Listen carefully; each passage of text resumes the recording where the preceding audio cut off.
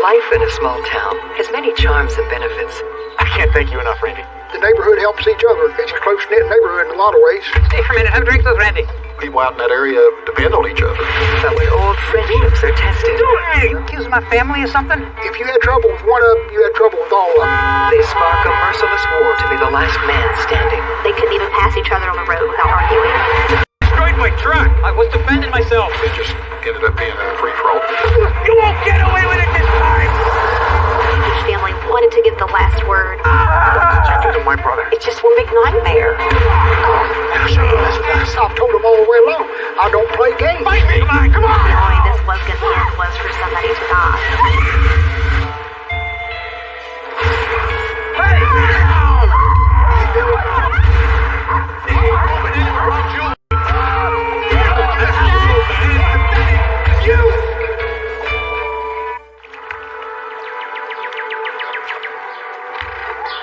Clendenin is a charming rural community in the heart of West Virginia. The town of Clendenin is more or less a suburb of Charleston, West Virginia. It's a tight-knit community. It's right along the river. It still has a little bit of mystique from being along the river.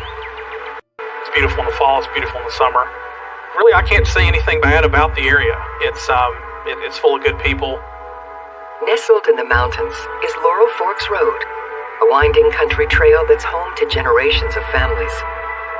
Whatever country life's got, we've got it. We raised our kids there, and we always had a yard full, a house full of kids, neighbor kids, come in and out. Seems like everybody moves away, but eventually they come back. Look at these. These are beautiful. Look at that. David Elmore Jr. is a longtime resident of Laurel Forks Road, along with his wife Tasha and their 3 children. We're raising a real outdoors woman. Look at that. David Elmore Jr. grew up in Clinton with his family, and then when David Elmore Jr. got married, that's where they stayed, and that's where he and Tasha had their kids and raised their family. Look at these. Huh? Several generations of Elmores share the same plot of land, including David's brother Joseph, grandfather John, and his father, David Sr. In Appalachia, where the mountains are so dense, to get any kind of property where you can build a home is kind of at a premium, so it's very, very common for families to all live sort of along the same hollow, and that's what David Elmore Jr., that's what the Elmore family had done. The tight-knit Elmores love everything their rural homestead provides.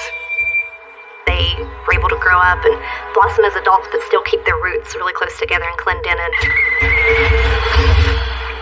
Oh, sweetie. There you go, beautiful. That's for you. Thank you. Yeah. Living just down the road from the Elmores is veteran and local handyman Randy Woods, along with his wife Deborah. We moved to North Carolina for a while, but that got old hat and come back. And where we're at now, we've been there about 30-some years. We live on top of the mountain. We all used to have family gatherings, and there would be bunches of people at the house. We would have cookouts out there. It's just a big area. It's fun for kids. I will never get sick of this view. Same here. Randy. Now that Randy is retired, he and Deborah plan to live out their golden years in their little slice of heaven. I've got her, I've got 6 kids, 16 grandkids, and 1 3/4 great-grandkids. We've got 42 years together. I like to have at least 42 more. Randy uses his newfound spare time to help neighbors in need. I'm finished with the wiring in the speaker. Should be good as new, David. The neighborhood helps each other. It's a close-knit neighborhood in a lot of ways. I can't thank you enough, Randy. A lot of the people want to get along. A lot of times rural people out in that area depend on each other. I've always traded with the neighborhood. I've always been a trader. You do something for us, we do something for them. Stay for a minute. Have drinks with Randy. Oh, wow. Thanks, John. The goodwill between the Elmore and Woods families spans decades. Well, when we first met him, Randy helped them out a lot. They'd buy a car from him, and he'd let them make payments because they couldn't afford it. They needed money for diapers and food and stuff, and we'd let them borrow it, but they always paid back. And everybody got along good. It started out as a kind of a good relationship. But it only takes one wrong move for old friends to become sworn enemies. We are going to have you arrested. You understand? We've had a good life until this happened. morning, Randy Woods is leaving for a doctor's appointment when he spies an unknown vehicle on his property. There was a car sitting there, and I thought, well, somebody broke down was the first thought. You okay? Yeah. Sorry, buddy. Let's get out of your way. He said his car broke down, and he just letting it cool down. And I looked in the back seat, and here was my weed eaters, chainsaws, tools. He had loaded up out of my garage. Hey! What are you doing, man? I reached in the car to get the keys, and he got started and got away from me. There he went. I didn't know what the hell's going on. I didn't have the slightest idea who they was. Well, I got in my truck and followed him out the road, but I couldn't find him. I did finally find a set of fresh tracks that went up the hill. When they see his car up to Elmore's house. So Randy goes to the Elmore property, but he doesn't find his tools immediately. With the driver of the car and his tools both missing, Randy tries a direct approach. He talks to John Elmore, who again is his neighbor who they've known for years. Hey, John. Randy, what are you doing here? That's kind of the neighborly thing to do. I think they, at the time, probably had a relationship that allowed for that kind of communication. You know, somebody took my tools. What? Yeah, and whoever took them was driving that vehicle. You accusing my family of something? Easy. I'm not trying to get anyone in any trouble. He insisted nobody been out of that house. And I told him, I said, John, I know. So I told him, I said, I'm going to back out and talk with the law. I'm going to back up here. I'm going to find out where my tools are. You ain't. For them to do what they've done, the thing about it is, anytime anybody needed something out there, he'd give it to them or let them borrow it. But for them to act like that, it's hard to accept that with anybody. Yeah, I got a report of theft. Copy, 282, good. So what do you know about this man's tools? I don't know anything about any tools. The authorities question everyone on the property, including a family friend of the Elmores. I'm just here visiting. I've been here all day. When the deputy got the car hood was hot. You could tell the car just pulled into the driveway. He asked them who was driving the car, and they wouldn't say. I don't gotta tell you anything, okay? Nobody does. And he more or less kind of laid down his rules about what was going to happen. Somebody didn't say where my tools was. Somebody's spending the night in jail. Is that what you want? Officer, I just want my tools back. You sure about that? Cops gave him a choice. You either, press charges or, this and that. Randy said, I'd rather have my tools. It's mighty generous of him. And after a little bit of a word around about it, he told us, he said, well, the tools are around the hill right there. And he took us around and showed him. He carried them all around there and hid them under a barrel. So he started carrying it back and putting it in my truck. Randy stays true to his word. He doesn't press charges and considers the matter settled. Because that's sort of the neighborly thing to do, right? I mean, this is a sort of dumb young mistake. That's the last of them. Randy was happy to have his tools back, but that wasn't a settled issue, it turns out. They was really mad. They all threw the fit over Randy having the police up there. I think it's just human nature that people don't like to have law enforcement called on them for whatever the situation may be. It's something that, especially when you get in the more rural areas, that people have a tendency to not really want to have law enforcement unless it's something that's, in their eyes, very important. Who does Randy think he is? The Elmore family bands together in response to Randy's provocation. It's not how we do things here. Once you bring the law into their yard, the retaliation's going to keep on going. It wouldn't be over. He should know what he's done. If you had trouble with one of them, you had trouble with all of them. They run in a pack. Randy thought all of this was settled. It was not settled for David Elmore Jr. by a long shot. Days later, when Randy is driving along Laurel Forks Road, David Elmore Jr. sees an opportunity for revenge. David comes up behind me, blowing the horn, and just right on my bumper. What the? He sees Randy Woods on their road. He just wants to make his message clear, I suppose. They made our life miserable after the first incident. It just escalated. It just kept getting worse and worse.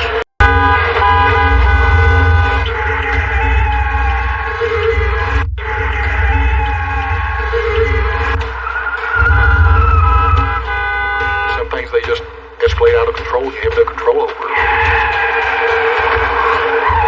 After the incident with Randy Woods' tools, David Elmore still is holding a little bit of a grudge, and he runs Randy off of the road.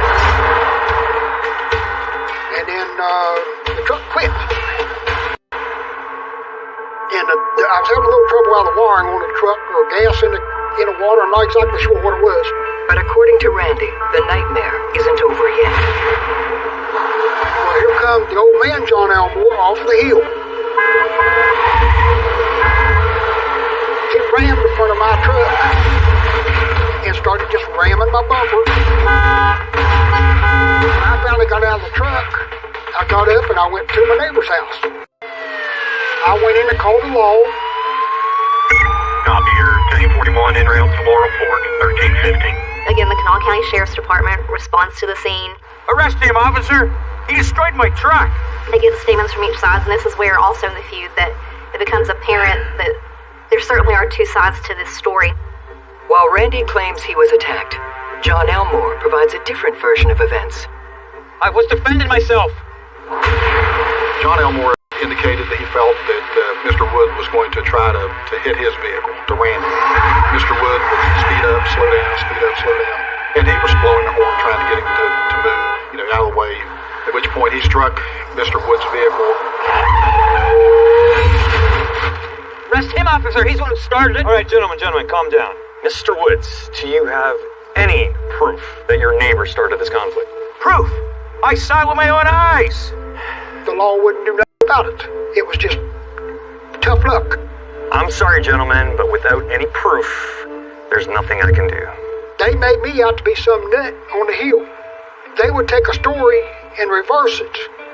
To me, it's supposed to have been doing what they done, and they were the poor, defenseless people on the mountain. We did everything we can. There's not much more we can do. But it was difficult for our deputies on many occasions to get the information that we needed. The feud between the neighbors is intensifying, yet authorities' hands are tied. The Elmores don't want to be messed with anymore. They don't want the attention of law enforcement on them. They want it all on Randy. And a furious Randy believes the Elmores have gotten away with another attack on his property. They didn't have nothing no better to do than to just cause trouble. But as time went on, it just kept escalating. Each incident got a little worse. Before long, even Randy's weekly routine adds fuel to the fire. See, hon, just go for water. For them to drill a well to get water would be very expensive. So Randy, I do know, quite often would haul water from the nearest city water tap. If you have to haul in your water, you have to go a few miles out the road. The roads in that area, they are up narrow, with small shoulders also. So a lot of places on that road, if you do meet oncoming traffic, one or the other will have to pull over and let the other one pass by. We live on a little country road. Some people's driveways are wider than our road. Where we live at, I gotta pass the Elmore's house in order to go get water. The tight road repeatedly forces the two families into a face-off. What are you doing? Move aside, old man! Ah, come on! Get out of the way! There was no goodwill. They couldn't even pass each other on the road without stopping, and at least arguing. They already didn't like each other, and to have to essentially pull off the side of the road and allow the other one to pass, that presented itself an opportunity for both parties to start trouble with each other. Get out of the way! Every time Randy had went out to get water, there was always something going on. You never knew when trouble would start, and it's frustrating not to be able to live a normal life. It made it rough on Randy. It was quiet for a few days, not very many. Soon, Randy is convinced Joseph Elmore is stealing gas from his property. We wasn't sure if that's what he was doing, but every time you turn around, there was something going on with one of the Elmores. You thief! You won't get away with it this time! That's just, again, something that Randy can't abide by. These people are proud. They're proud of their property. They're proud of the homes they've made, the homesteads that they have. So this would have just been really offensive, for Randy at least. According to Randy Woods, he chases Joseph Elmore along Laurel Forks Road when suddenly his neighbor loses control of his vehicle. He hit a tree, and it thrown him off a four-wheeler. I think it broke his collarbone, broke his arm. And this causes the first real substantial physical injury in this feud. David and Tasha Elmore drive up and see Joseph laying in the ditch. Oh my God, Joseph! What did you do to my brother? Randy didn't sit back and just keep his mouth shut. He let him know how he felt about it. Randy let him know that he wasn't going to put up with it. I'll kill you if you come near my property again. Easy, Randy. And it ends with Randy Woods threatening their family that if anyone in their family messes with Randy Woods again, Randy's gonna kill somebody. Somebody's gonna die. Easy, Randy. Okay, we don't want any... I reached around, got the gun, brought it around. It was like Moses parted the water. Everybody got in their car and went home. But the Elmores aren't going to let Joseph's injuries go unpunished. They are a very close family. They stick up for each other and stick together. Well, a little bit later, here come the law. And they wanted to know what went on and why I rammed him into the tree. It was an accident. That's not true, he's lying. Go on, sir. Every time Kanawha Sheriff's Office responds, there's been some kind of big incident, and there's two sides to the story, and it's hard for them to find the truth. The Elmore side of the story was that Randy had actually struck him, and that's what caused him to lose control and was later injured. He's lying! Randy wasn't even near him. He was going so fast that he ran in and hit a tree. Getting real tired of coming down here every couple days. Eventually, the law enforcement officers end up being at their wits' end. Unless anyone's got proof, there's really nothing I can do.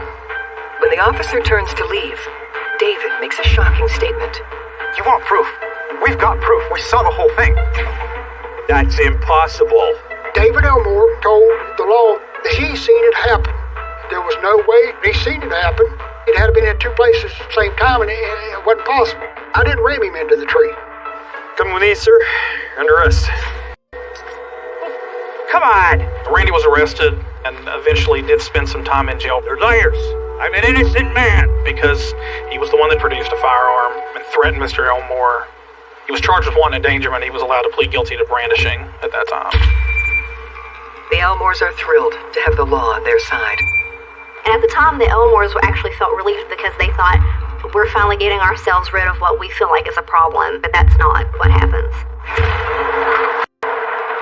After 10 days, Randy is released from jail and returns home enraged. Only thing he did to them was run his mouth. But any man would in the right mind. But he never laid a hand on them. Laurel Forks Road is once again the setting of confrontation when David Jr. and Joseph head out for a drive. They were surprised whenever they saw Randy again, just less than 2 weeks after the incident. What is he doing? What's his problem? Out of his mind. Go around if you're gonna... I wasn't going to stand by quietly and let them do what they wanted to. I'm going to come after you. That's the story. By this time, the Elmores and the Woods saw this relationship they had as a war. There's more where that came from. He threatened to kill the whole family at one point. You were saying?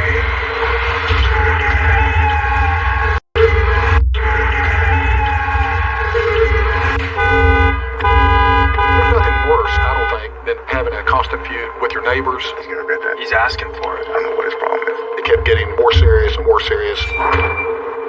Anything that happened to them, we got blamed for it. The Woods are really frustrated and they're trying to do anything they can think of to get the results they want. Randy was harassed more than any man should ever be. In a way, it's kind of a hell. According to the Elmores, Randy escalated the feud when he started tormenting them at home. The Elmores say that their experience was that Randy Woods would run the road on his ATV constantly. I can't hear myself think. I know. It's situations like this that were just almost constantly happening, almost on a weekly basis. We are gonna have you arrested! They had a lot of family up there that was impacted by this. So in this case, the Elmores had to resort to calling the police. 24 Metro, get compromised traffic. You understand that we're a small department, right? You can't call us every time your neighbor makes some noise. Law enforcement just has to keep coming out there. But even the police at this point start to get frustrated, just because it does feel to them like maybe they in some way are being used as a weapon. But he's doing it on purpose. They're liars. The Elmores would make certain allegations, and Mr. Wood would have his own version of it, a different version of it. One person's word basically against another. Next time, get some proof, or I will be forced to charge you with false reporting. You got that? We kept trying to get people to calm down. You try to help people. You give them the best advice you can, and quite often they don't take your advice, and it just keeps escalating and escalating. And unfortunately, that happened in this case.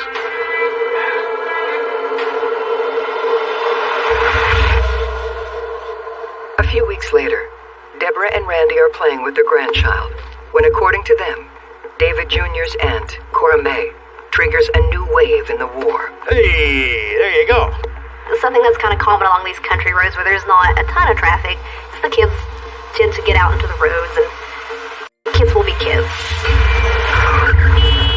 Hey, Elmore, come out the road. Get the damn little MFers out of the damn road. If you don't get them out of the road, I'm going to run over top of them. Yada, yada, yay, yay, yay. That's my grandchild. Leave my family out of it. If you want me, come at me. But you go messing with my family, you're messing with something that's going to get you hurt. I don't care. Randy races off to give Cora May a piece of his mind. Obscenities were shouted to and from both parties. Randy gets in his vehicle and starts tailing Cora. But when he pulls up to the Elmore property, he quickly realizes he's outnumbered. This is where the numbers of the Elmore family really take effect or work against Randy. They block Randy in. Now, I didn't have a gun with me. If I'd had a gun with me, maybe we'd have stopped and argued. Maybe we'd have had words. But it wouldn't have laid out the way it laid out. I didn't know what was going to happen was going to happen. Oh, come on. According to Randy Woods, David Elmore Jr. makes the first move. David Jr. had a steel pipe. What's this all about? Well, he took a swing and hit me with the pipe. I think the first he hit me in the head, and that knocked me backwards. Hit me in the side of the head, knocked my tissues out, knocked my hearing aid out. They start assaulting him with pipes. They knock out his teeth. I mean, like, his ears are almost severed. It's a really brutal and violent attack. I'll show you to mess with us.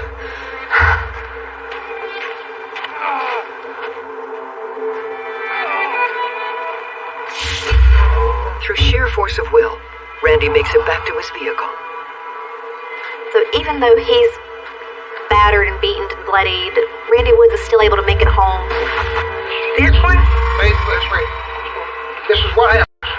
This is me. Here I am. When I looked at him, he was barely walking. I don't know how the man even drove home. His clothes, he was drenched in blood. I've never seen anybody look as bad as him. When I'm minding my own business again, not bothering nobody, not doing nothing again. Thank you. They beat me and left me for dead. My wife called the law. Told them what happened. Copy 61-111, I had 1327. And again, the Kanawha Sheriff's Office responds. They talk to Randy Woods, they talk to the Elmores, and they're, again, two different sides of the same story. Is that how it went down? He's crazy, officer. No. This is how it really happened. David Jr. explains that the Elmores were simply acting in self-defense. Cora Elmore was driving on the road, and Randy then got into a vehicle and chased Cora. So Randy goes to the Elmore property, and then the Elmores sort of rally. Look around, buddy. You're outnumbered. And Randy goes and grabs a large rock, throws it at David Elmore, and hits him, bruises him, and then a brawl ensues. David Elmore had obtained a pipe and started to hit Randy with it.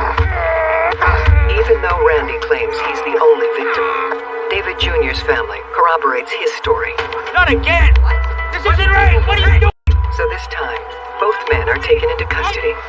No, this isn't right.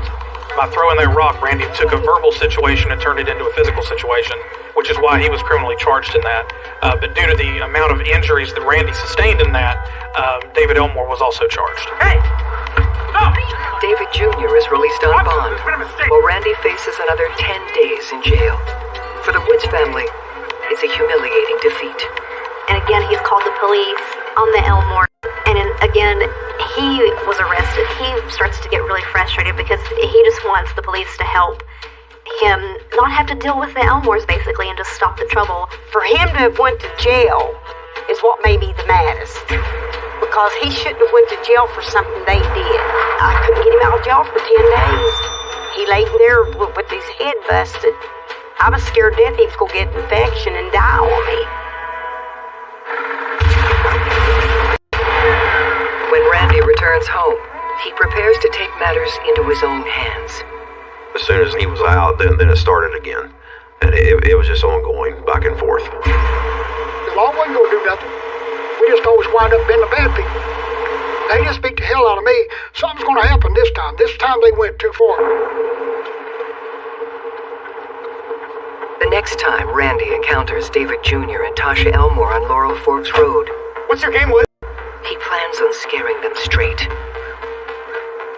Randy then produced a weapon, fired a shot from that weapon.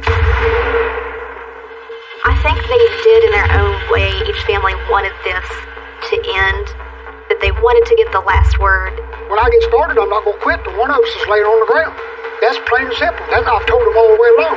I don't play games.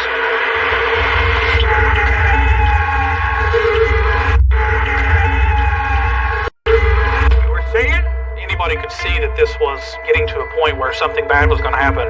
So you want to beat up an old man again? What's the use of calling the law if nothing's going to be done? I got tired of it. I dealt with it myself, and that was sort of my mistake, but it was the only thing we could do. Screw this.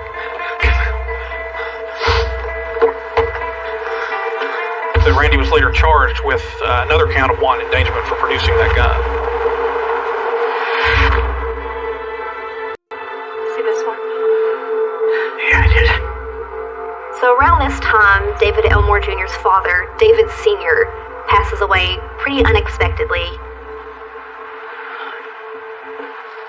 Having your father pass away so unexpectedly would be hard for anyone, and it certainly is difficult for David Jr. to deal with. And it seems like the way that David Jr.'s grief manifests is not an internal process for him by any means. It seems to play out against Randy Woods. It's all his fault! David Elmore was boo-hooing because I put David under so much stress, or we'd done so much stuff to him that David died over stress. Randy had nothing to do with it. The guy was an alcoholic. I mean, his daddy never had a day that went by that he didn't drink. And David couldn't accept the thought of his daddy, gone. The boy just never quit. Come on, Randy! Let's do this right now! Fight me, Randy! According to Deborah, she later catches her husband and David Jr. in another standoff. I'm sick of you. I'm sick of this. Let's go. Let's finish this, Randy. Fight me! Come on! He comes at me. Come up here, you son of a bitch. I'm going to kick your ass. Let's do it, Randy, then! According to one side, Mr. Elmore began a confrontation with Mr. Wood. Of course, the other side indicated that Mr. Wood was the aggressor.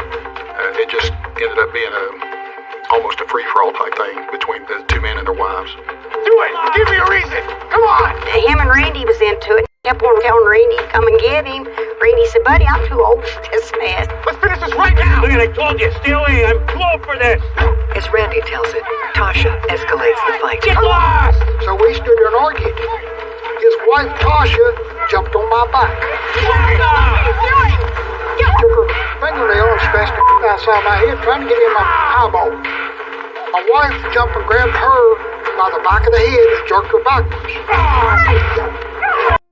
Honey, I took my keys and slammed them into her and got her by the hair of the head, got her off of his back. She knocked me to the ground and kicked me. Go back! Go back! As quickly as it started, the brawl dissipates. Hey, sweetheart. We called the law. We told them what happened. I'm gonna need an ambulance. They come out and took our statements, took David and Tasha's statements. Without proper evidence, police won't file charges. But the damage to Deborah's face is severe. Oh, she blocked my face pretty good, and that's the first time I've ever been in the middle of a fight, but nobody's gonna do that to him. I mean, if I have to, I'll do it again. There was nothing ever done about it. They was allowed to kick my wife in the face, and nothing ever done about it. That burns you. The once peaceful community along Laurel Forks Road is a powder keg, ready to blow.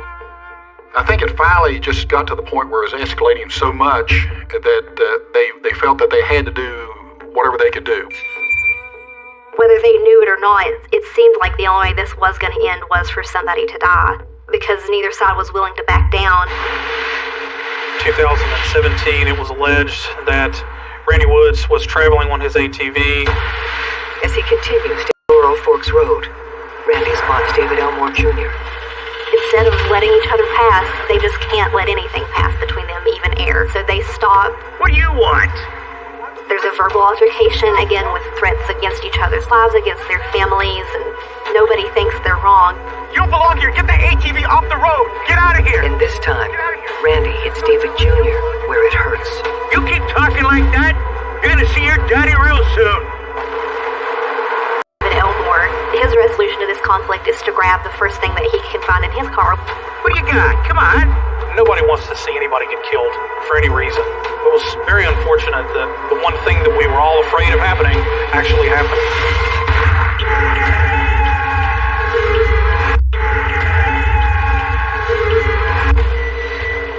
I couldn't get myself to believe this all happened. It was like I just went numb. What do you want? Randy pulls over on the side of the road. Elmore's pull up beside of him. And, of course, as it always does, a verbal argument starts between the two parties. You're gonna meet your daddy real soon. At that point, David pulls out a can of wasp killer. I knew what was coming. He sprayed me in the eyes with bug spray. I said, oh, hell no, to myself or to them too, and I defended myself. I rushed out and got the gun around. But David Jr. strikes again with the bug spray. So they got him again. They had him trapped where he couldn't move. When he sprayed me the second time, I pulled the trigger. I heard screaming, and I figured this is in my brain thinking, I got somebody. I just hit somebody. I didn't know how, what, when, where. I didn't know what was coming. My thought was get the hell out of there. I shot the gas at the four-wheeler. I went in the house. I was wiping my eyes and my face off. I called 911. 911.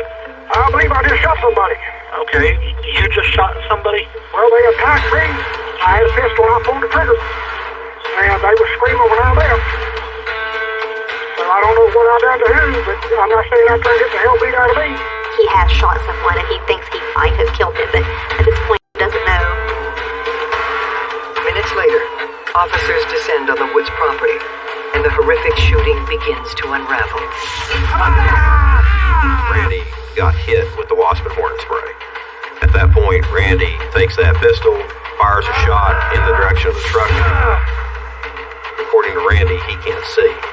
But as he fires a shot, it goes through Cora's left forearm and then enters and exits her forearm, travels through, and then also strikes Mr. Elmore in the chest. David? After the shooting occurred, Randy flees the scene,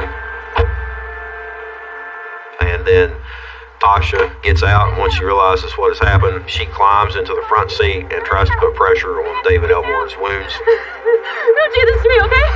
Stay with me. Call somebody, do something! CPR on David, but ultimately he succumbed to his injuries and died. That was a fatal gunshot wound that he had.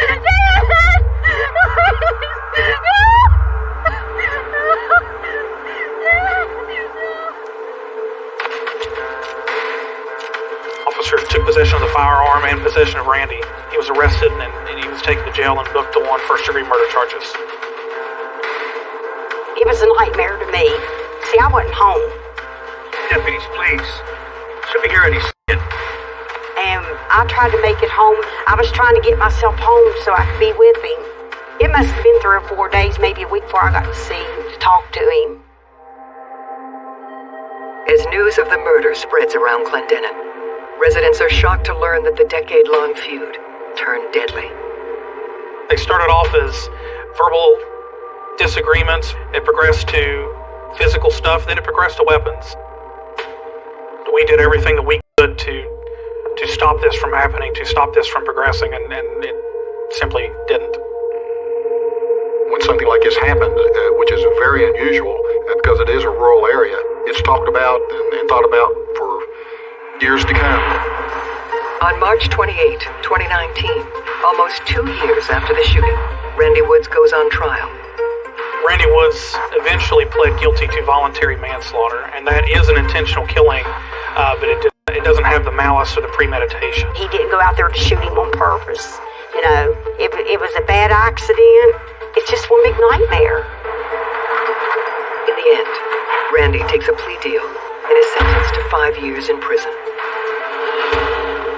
The reporter who ended up to go cover Randy Woods' arraignment said that she couldn't believe that Randy Woods would kill anybody because to her he looked just like, you know, somebody's old grandpa. And of course he is somebody's grandpa, but he's somebody's grandpa who shot and killed someone.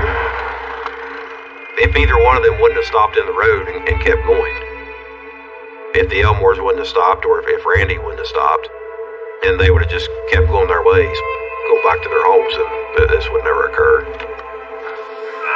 It was self-defense, 100%. And there was nothing I could do, nothing else I could say. And God above knows I never intended to start that day out to shoot nobody. The Elmore family is left devastated by the loss of David Jr. I wish it was different. I feel sorry for his kids, because they grew up without a daddy. No matter what he was or who he was, that was daddy. I hate that it happened, but I didn't do it. They done it. It's quiet out there on the hill right now. May moved away. Tasha and her kids all moved to Florida. There's only a third of them up there now, and there was probably 5 families. But it's heartbreaking. While incarcerated, Randy's health quickly deteriorates. He's released from prison after 2.5 years and returns to his property on Laurel Forks Road, where he and Deborah still live today. By the time Randy Woods reached a plea deal and was sentenced, he'd spent enough time in jail that he got credit for time served, and he only ended up spending 1 more year in the state's custody before he was released. Over time, normalcy returns to the winding mountain trail. I don't know how many years God's left us on this earth, but we're going to enjoy them, and they ain't going to put us down for it. I'm not going to spend the rest of my life in misery because I pulled the trigger. But for the community of Clendenin, the tragedy is hard to forget. When something serious like this happens, it affects everybody. Everybody's upset. Everybody knows, one person or another. Law enforcement get to know these people, and we're human too. We don't want anybody hurt. Yes, this was a murder, a tragedy. Certainly happened here, but nobody's hands were completely clean. There was no goodwill or good faith between these families.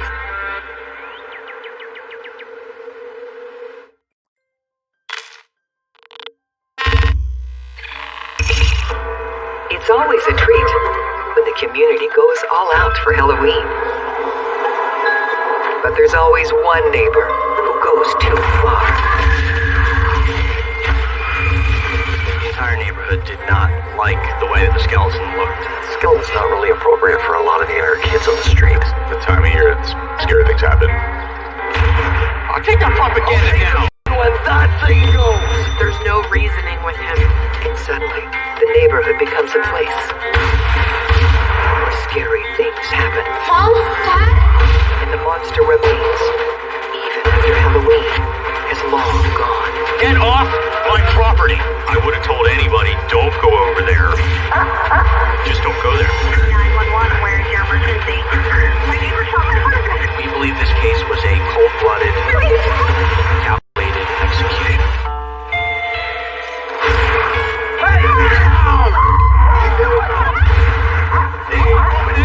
Julie!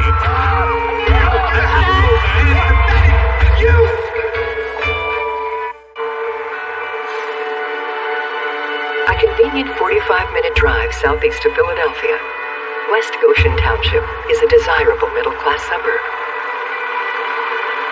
We were named in 2013, I believe, one of the top 10 communities to live in the entire country. The neighborhoods are typically quiet, suburban, residential neighborhoods. Each house is on about a half acre to an acre of land. Oh! Pretty good. Put your hands a little lower on the stick to get more power. West Goshen is home to Brooks and Jill Jennings and their son Matthew. Here I... So I grew up in East Goshen Township, which is right next door to West Goshen. And always very fond of it, very fond of the community. So when Brooks and I started looking for a home, it would be in that surrounding community. Oh! Who's up for a little warm-up treat? Oh, you read my mind. Come on, Matthew. Give me a high five first. That's my boy. Woo. And it was a very social neighborhood. A great place to walk, to have your family grow up. And we knew just about everybody in the neighborhood. Jill runs a design service from home. Brooks works in fire damage remediation. Brooks Jennings has been described as the mayor of the neighborhood. He wanted to be friends with everybody, and everybody wanted to be friends with him. When anyone new moves to the street, the mayor extends a warm welcome. Yeah, what do you say we go over and say hi? Yeah. There was a gentleman that lives next door to us by the name of Bill McGill. Bill was elderly. He was frail. Used a cane to walk around or a walker. Brooks would check on him and see if he needed anything. They would talk on a regular basis. Now Bill's daughter Shannon is moving in, along with her husband, Clayton Carter, and their daughter Colleen. Careful there, Dad. He was having trouble with his day-to-day activities, so the Carters moved into the McGill residence to help him get around from day to day. Hey, you must be our new neighbors. Hello. Brooks Jennings.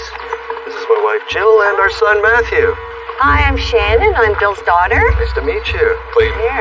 nice to meet you. Pleasure. And this is our daughter, Colleen. Colleen's beautiful dog. Bill told us he'd be moving in. Brooks has a long-established and great relationship with Bill, so the Jennings expect to get along well with the Carters.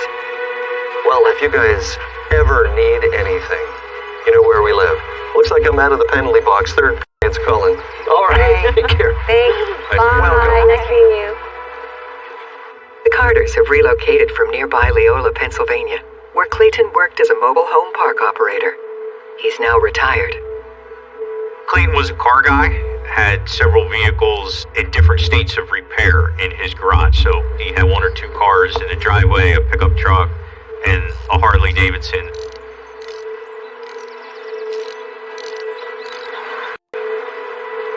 Clayton, beautiful bike. How many cc's on that? 1,500. 1,500. Beautiful. The Carters were there for about a month, and we didn't know them very well at all. Oh, you're settling in and getting used to the neighborhood. Thought it'd be nice to meet some of our neighbors. We're having a get-together. Brooks was throwing a surprise 40th birthday party for me. Yeah, sure. You guys should all come by. Yeah, if we can make it, we'll be there. All right. We'll see you there. Appreciate Let me it. know what kind of beer you drink. Thank you. All right. Brooks hopes his gesture will help the Carters feel at home, but instead, it will lead to bloodshed and heartbreak.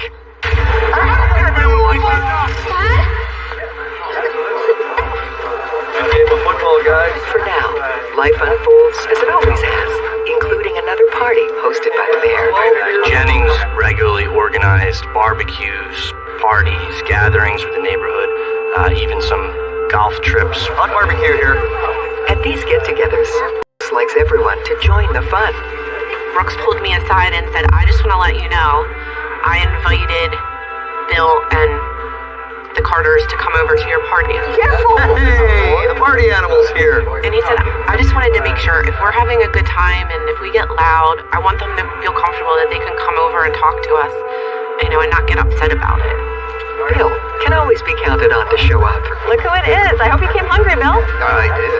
Okay. Brooks can't help but notice Bill has come alone. The rest of the family couldn't make it? No, not feeling too well today, I guess. No. Well, let me set you up. Bill talked to everybody, and he got a plate of food. Nobody else came over, and there were no issues. Little did the Jennings know, there is an issue. The new next-door neighbors aren't planning on coming to any parties, ever. Mr. Carter liked to keep to himself. He liked to do his own thing, even if he was invited to these parties, which many times he was early on in the relationship with the neighborhood. He would always decline, because that wasn't what interested him. All down there getting loaded in front of their kids. Well, that's their choice. He didn't like the way that the neighborhood would gather together to party and drink, and he didn't like that kids were involved. Doesn't make it right. No, I know, but... well... Generally speaking, there's nothing wrong with keeping to yourself. It just was not the norm for this specific neighborhood. Clayton likes his private space, which for him extends all the way down to the street. Clayton was very, protective of the space in front of his house because he would shuffle cars back and forth and wanted to reserve that space strictly for him or his family. Typically, this is not a street that is heavily trafficked by vehicles. But thanks to Brooks' party, all the parking spots are filling up. Well, Clayton didn't like that, and Clayton didn't want anybody parking in front of his house. I swear if that idiot dents my car. Clayton wants everyone to know these are his parking spots. When one of Brooks' guests goes to leave, she finds she's been blocked in. Apparently, Clayton had parked his car up against the back of her car, went in the house, got the keys, and backed up the other car so that she couldn't get out. And when she tried to get out, she struggled for quite a while.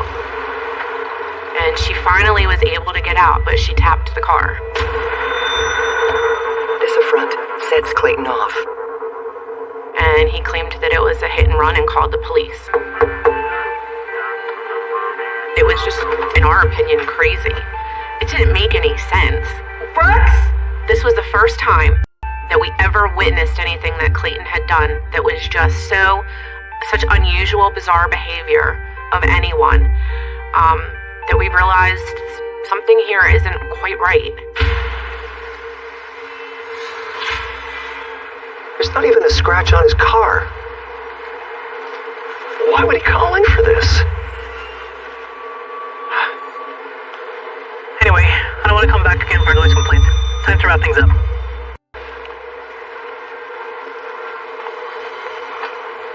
Clayton had a goal, and it was to make sure that everybody in the neighborhood was miserable.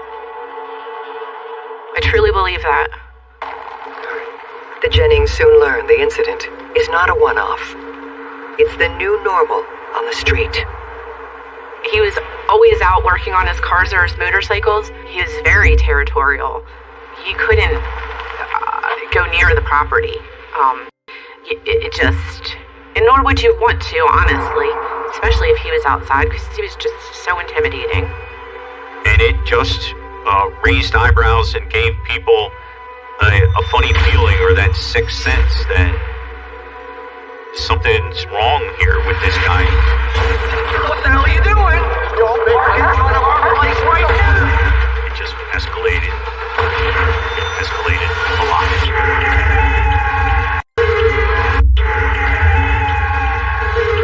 The tension with Clayton, it grew and grew. And I knew that we just needed to avoid him as much as possible. Relations have soured with new neighbor next door, Clayton Carter. Joe and Brooks Jennings see the same thing happen to their friendship with his live-in father-in-law, Bill McGill. Hey, Bill! How's your week been? So after Clayton and Shannon moved in, that's really when the relationship with Bill kind of stopped.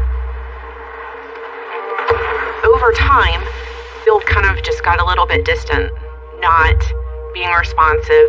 It's tough to lose an old friend, but the neighborhood is still a great place to live, especially with Halloween on the horizon. All right, buddy. Let's get those pumpkins out of the trunk. But this year, something next door is scaring Matthew Jennings.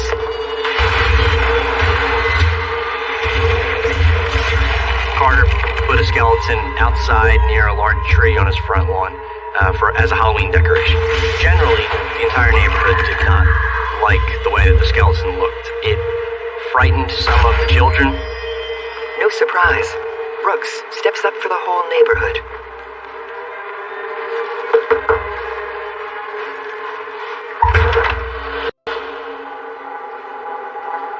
Is there a problem? Yeah, that skeleton's not really appropriate for a lot of the younger kids on the street. Clayton did not like to be told what to do. It's Halloween. Yeah, but it kind of goes over that line. It's really scary to my son, especially. It's the time of year that scary things happen. There's no reasoning with him, so what's the point? Do you think, though, you could maybe move your backyard? Please? No. Clayton's response to that was typically, if you don't like it, then don't look at it. It's not your house. The skeleton is staying right where it is, and there's nothing anyone can do about it. The community mayor has been shut out for good. And the new guy in town couldn't care less what others think. Clayton wanted to be left alone. He wasn't here to make friends. Clayton may not be keen on his neighbors, but he's crazy about his cars and motorcycles. And his hobby takes up a lot of space. He would work on his cars or his motorcycles or whatever project he was working on at the time in his driveway. So what he would do was he would park his cars out onto the street.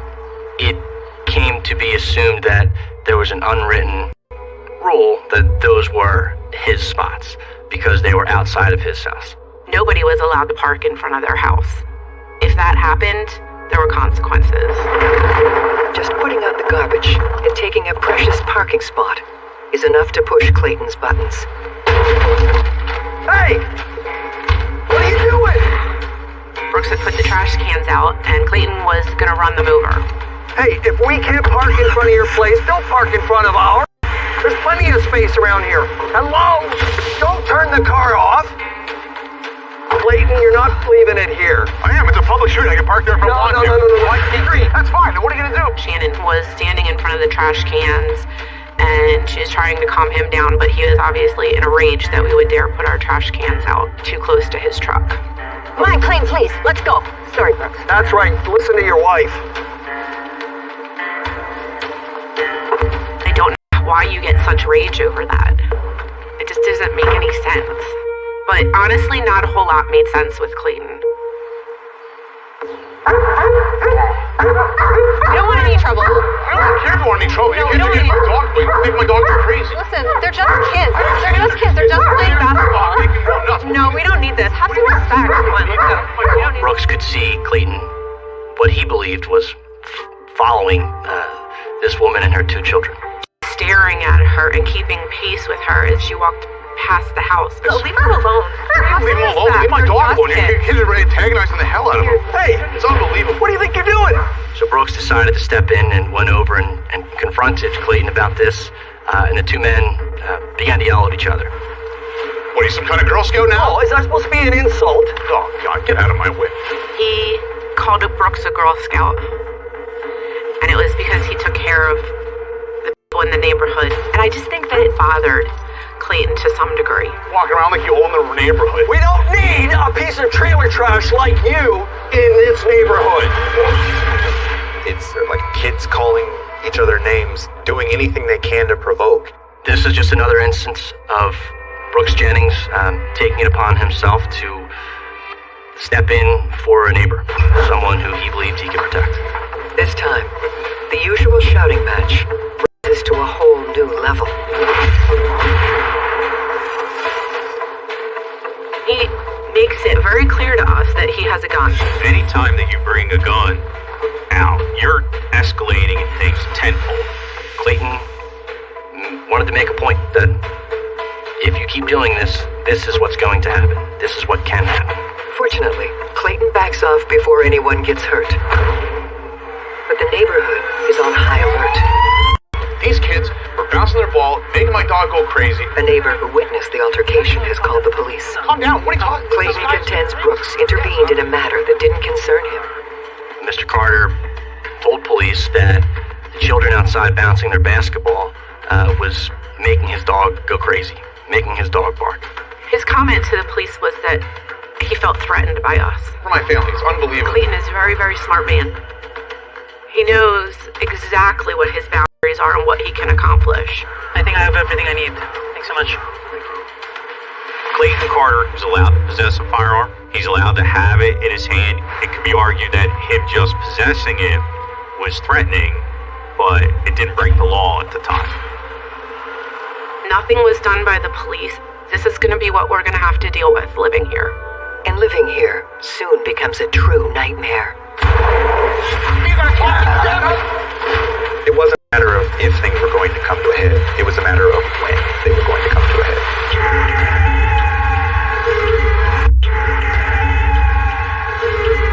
Once a firearm is introduced to any situation, tensions typically seem to rise. People are more on edge. One night, frightening sounds ring out on the cozy street Brooks and Jill Jennings call home. It was so loud, and I shot straight up out of bed. Mom, Dad?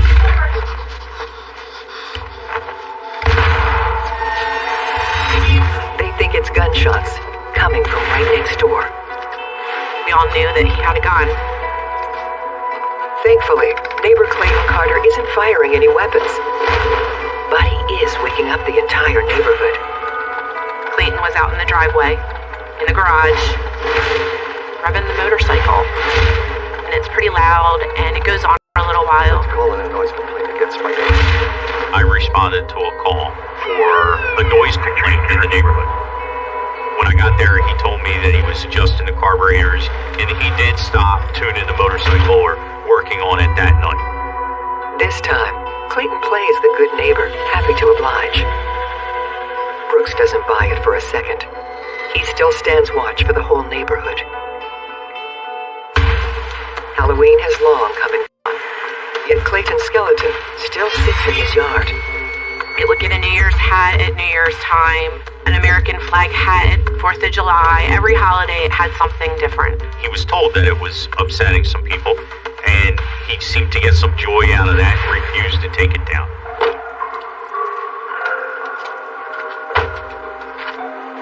Hey! Is that thing a permanent fixture now or something? Oh, come on, it's just a lawn ornament. It's just plain offensive at this point. That's offensive? That's offensive. Clayton and Brooks were on opposite ends of the political spectrum. Yeah, what's wrong with my politics now? Politics? Come on, you're out of your mind. You're breathing anyway. This was just one of the many reasons that Brooks and Clayton would disagree and argue. It's just a ballpark hockey here. I think there is a clear territorial battle because one person was there and had been there for a long time and didn't really like the way that this person was turning the neighborhood. Fine, everybody! Did you not hear me? Brooks, get inside. Come on, ignore him, okay? It's enough. Let it go. We have two people who were both right in their own mind and right in their actions. Instead of appeasing Clayton by removing the sign, Brooks doubles down. You can't throw a stone and hide your hand, right? You know you're making someone mad. What the hell is this? You put whatever you want on your lawn, so do I. I'll take that propaganda down. I'll take them down when that thing goes. The skeleton does not budge. Brooks' signs stay up too. So Clayton hits back with his own sign, making fun of candidate Donald Trump's use of social media. I believe Clayton just was putting the signs up to irritate Brooks and or any other Republicans in the neighborhood.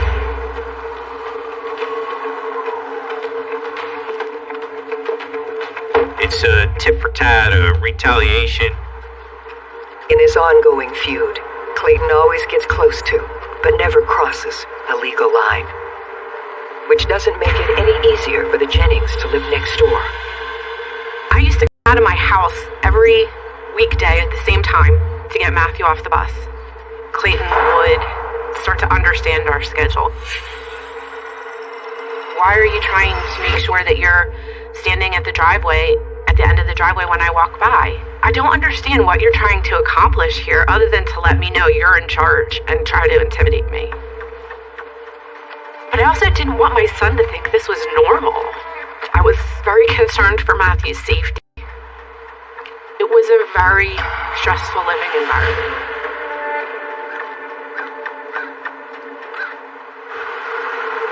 Every day brings the same choice for these neighbors. Make peace or war. Today, Brooks tries for peace. Brooks Jennings was outside chipping golf balls, and he saw Clayton Carter outside of his house. He wanted to speak with Clayton and settle this once and for all. Brooks had a golf club. I know he was a big golfer. I don't know why he took it over there. Was it to defend himself or to intimidate Clayton? I don't know, and I'll never know. Look, I don't want any problems, Brooks, all right? Just get off my property. I'm not trying to cause any trouble. You're doing a great job for not trying. Get off my property, Brooks. That's an extremely dangerous move on Jennings' behalf. There is absolutely no circumstance under which you walk onto someone's property and try to assert dominance. No, just take it easy. Just get off my property. I don't want any more. Clayton needs to show he means business. Hey, get off my property. There's no need for that. When he's told to leave, has to leave. So he's, being a defiant trespasser if he won't leave. We're not done here. Brooks didn't want to take no for an answer. It's in his DNA. It's his personality to try and push and push. And maybe this time, he has pushed too far.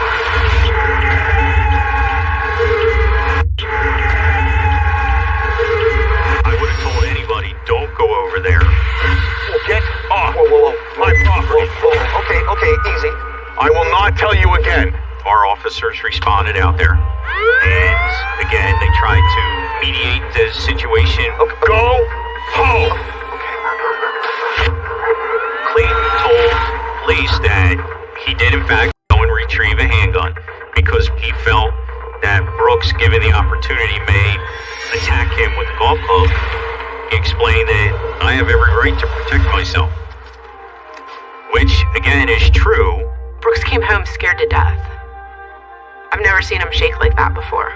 The neighborhood was definitely on edge for a lot of reasons when it came to Clayton Carter. They believed that he was going out of his way to strike fear and to just cause a general disturbance. Clayton gets the message. It's him against the neighborhood. Brooks is not going to let his community be bullied by an outlier. But then one day, the Jennings glimpse light at the end of the tunnel. Clayton had a conversation with one of the neighbors that the Carters were planning on moving when the daughter graduated from high school. There was this sense of disbelief, like, really, this is going to happen? I can't even imagine. We really thought there was hope on the horizon that we were going to have a better life and our neighborhood would get back to normal. Then, in an instant, all hope is dashed. Brooks. Diana. Have you heard the latest? No, what's going on? The rumor is he's staying. That same neighbor had another conversation with Clayton. He said, so when are you guys moving now that, your daughter's graduated from high school? He said, oh yeah, wouldn't everybody in the neighborhood like that? Well, we're not going anywhere. What are we going to do? It was like the light on the candle was blown out. And any hopes of a normal life were gone. And on a fateful day in 2017, the neighborhood nightmare reaches a tragic conclusion. We learned that Brooks had consumed some alcoholic beverages that day at the restaurant or having lunch with his friends. And then when he came home, again, continued to drink. Trapped in a toxic feud, even happy sounds can trigger an emotional eruption.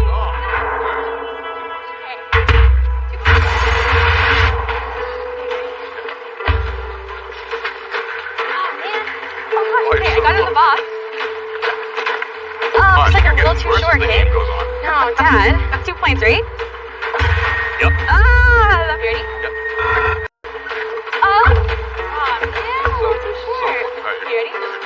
And Brooks began to record Clayton with his cell phone. Oh, what the hell are you doing now? And they were having a verbal altercation back and forth. They were calling each other names. I really just don't understand why Jennings felt the need to film and to antagonize Carter on that day. Ah, don't mind me, man. Just remember the scrapbook. Maybe his judgment was impaired by the alcohol, and it made him go poke the bear, so to speak, or to confront Clayton once and for all. Get off my property! Oh, you're not leaving your property! That's menacing, that's threatening. Oh, you mean your father-in-law's? Stop living on a bill, you sponge! Brooks called Clayton a sponge because what he believed was that he was sponging off of his father-in-law. Uncle cops! Yeah, you're a wreck. Damn it! The police responded within a few minutes and immediately spoke with Clayton as another officer spoke with Brooks. As they told the two men to stay away from each other, to act like adults, and live in a peaceful and orderly manner. Both men withdraw to their side of the battle lines. But this is just a pause in the hostilities. So I got home about 9:15 that night. We got Matthew to bed and came back downstairs, and Brooks was telling me that he had, there was an incident with Clayton, and they started having words back and forth. And, I don't know exactly what was said, so my response was, oh great, what is he going to damage tonight?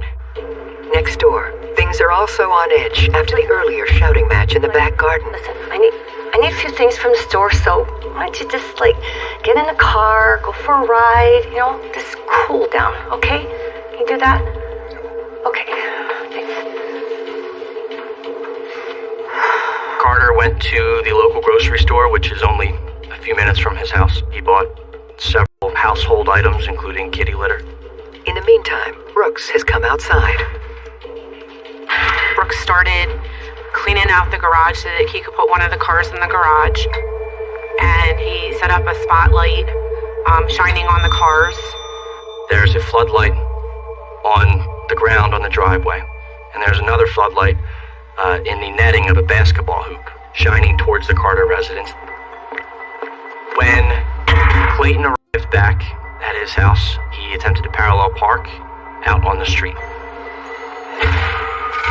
And as Clayton was trying to parallel park in between two cars, Brooks was sitting in his own driveway and shining some sort of floodlight towards Clayton, making it difficult for him to see and therefore difficult for him to parallel park. We believe that Clayton got frustrated with this process, gave up on parallel parking, and pulled his car into his driveway to unload the groceries that he just picked up. Clayton goes into the house, carries in the kitty litter. He says that when he goes out to park his car, Brooks is there shining the lights in his face. He's blinding him and he can't see to park. This infuriates Clayton. Clayton just snapped and he drove across the front yard in a rage and gets out, and the two of them begin to argue. How do you like it, huh? Yeah, well, there's lots of spaces on the street to park, for God's sake. There's lots of places on the street. You parked right in front of my house. This dispute had been taking place now for years and going back and forth, and there had not been any resolution. That's fine. I'll leave my car there and point my light to your house. Hey! The voices die down, and for a moment, everything is still. Then, a terrifying sound. I'm sitting there and I hear a gunshot. Something snapped. He had had enough and was going to end this once and for all. And that's what he did.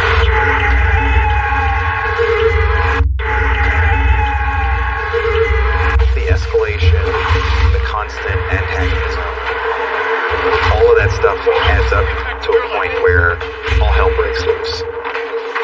I see some on the ground, which I quickly realized was Brooks.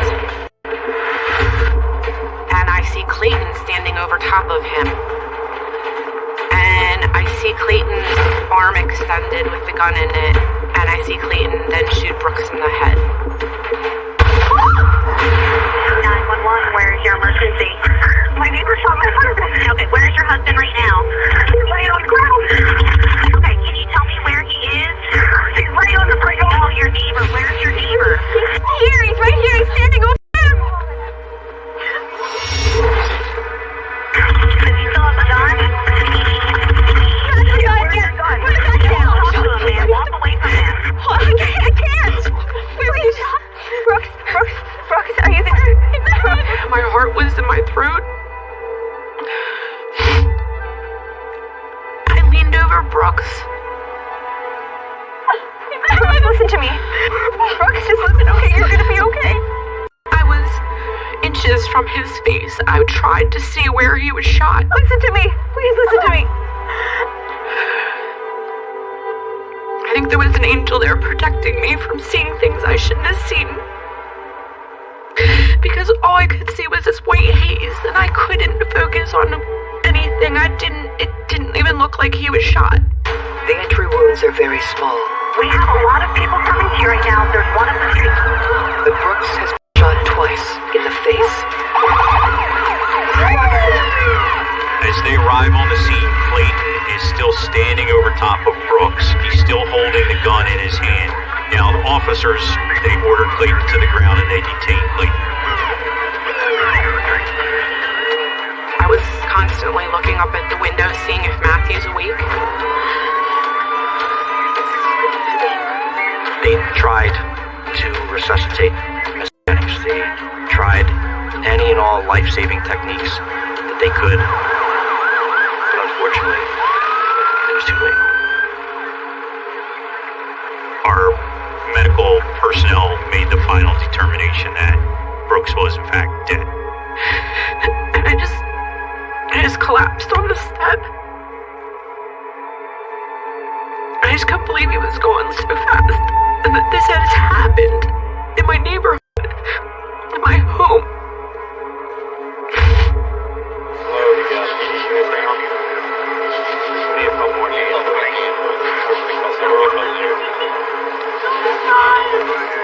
Clayton Carter was taken back to the West Goshen Township Police Department, where he was questioned with his attorney present.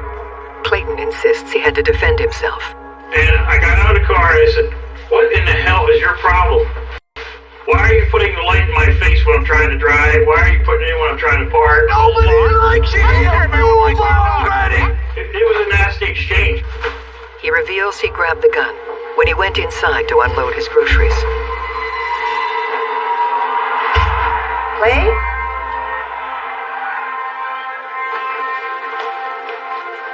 When I went back out to park, I had the pistol in my sweat jacket. I said, "If he comes at you..." Ah, you're back from R, huh? I'll go play with your lights, Brooks. I'm done with you. Then he starts insulting me with this stuff about, why are you here? You should go. And we get into back and forth, and he said, nobody in this neighborhood likes you, and you're trailer trash. What is your problem? Clayton makes a shocking claim. You're my problem. He tells police Brooks was armed with a knife. And before I know it, there's a knife at my stomach. He's got a knife at my stomach. And when I saw it, all I saw was the blade. When I saw that blade, I took the pistol out and I shot him. And when he went down, I shot him again. Clayton Carter reiterated many times throughout his interview that he shot 2 times, and both times were in self-defense. I guess in my brain was, this guy's gonna try to kill me now. That was what was in my mind. It felt like he was trying to fake me out. I didn't even see a wound. When he went down, I didn't see a wound. I shot him a second time because I thought that he was going to get back up and get me with the knife. That's what I thought.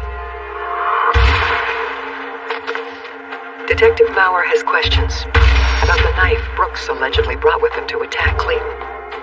When we test that knife, are we going to find your DNA on that knife? I don't think so.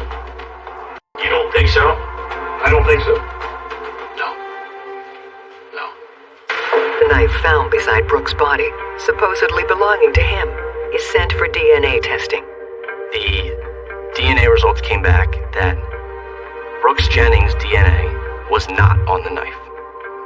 However, Clayton Carter's DNA was on the knife. Authorities find another hole in Clayton's story.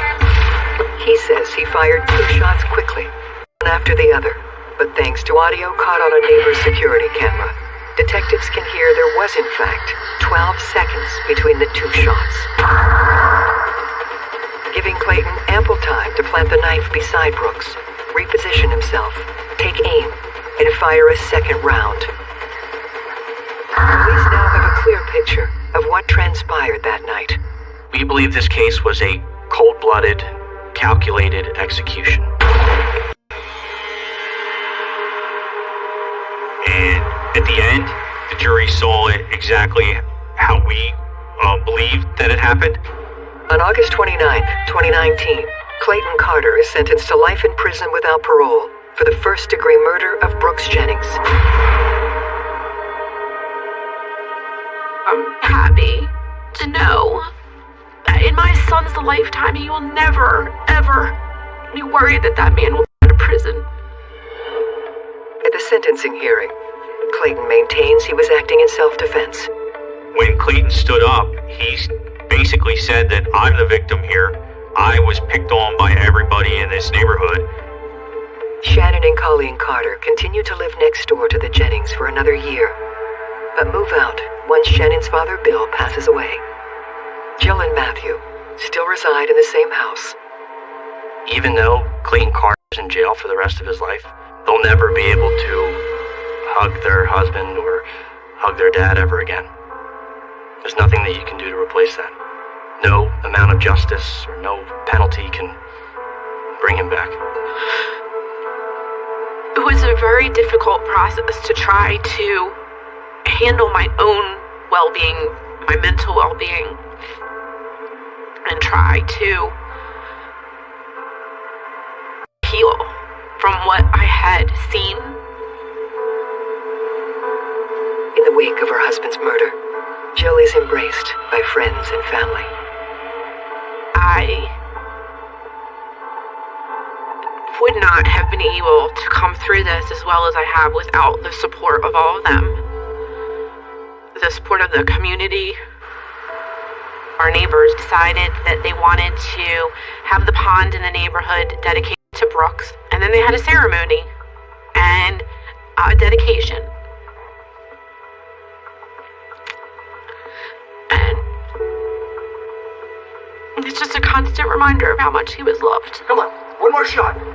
My dad, he's always the person that was there if you needed him. Hey, party animals here. I used to be really close to my dad, and now I'm even closer with my mom, and I didn't know how to embrace my mom's emotions. I know how to be there for her. So usually my grandpa would tell me to go give her a hug, and I would see her smile, and that would kind of brighten my day, seeing her emotions change just after a simple hug.